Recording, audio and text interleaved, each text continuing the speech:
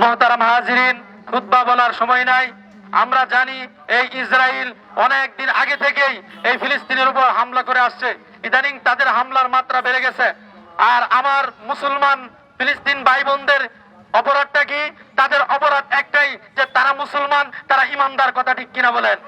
আল্লাহ রাব্বুল আলামিন পবিত্র কোরআনে কারীমের সূরা আলে ইমরানের 139 নম্বর আয়াতের মধ্যে বলেন, ওয়ালা তাহিনু ওয়ালা তাহজানু ওয়া আনতুমুল আ'লাউনা ইন কুনতুম মুমিনিন।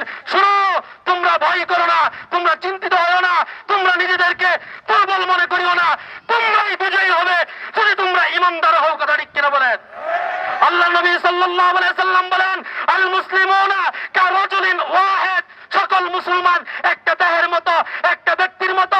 শরীরের মধ্যে যদি একটা অঙ্গে আঘাত লাগে, পুরোটা শরীরের মধ্যে টের পাই। কথা ঠিক কিনা বলেন?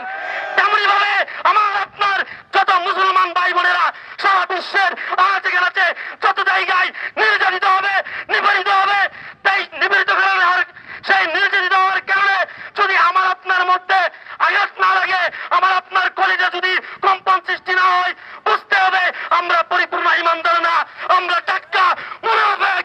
মুনাফিক মুনাফিক। কথা ঠিক কিনা বলেন? অতএব আমরা আজকের এই বিক্ষোভ সমাবেশ থেকে সারা বিশ্বকে জানিয়ে দিতে চাই, গাজাবাসী একা না, আমরা তাদের সাথে আছি। যদিও আমরা সশরীরে ওই জায়গায় উপস্থিত নাই, কিন্তু আমরা সমর্থন, প্রতিবাদ, দোয়া, পণ্য বয়কট করার মাধ্যমে আমরা তাদের সাথে আছি। কথা ঠিক কিনা বলেন? নাসরুম মিনাল্লাহি ওয়া ফাতহুন করিব ওয়া বাশশিরিল মুমিনিন। আসসালামু আলাইকুম।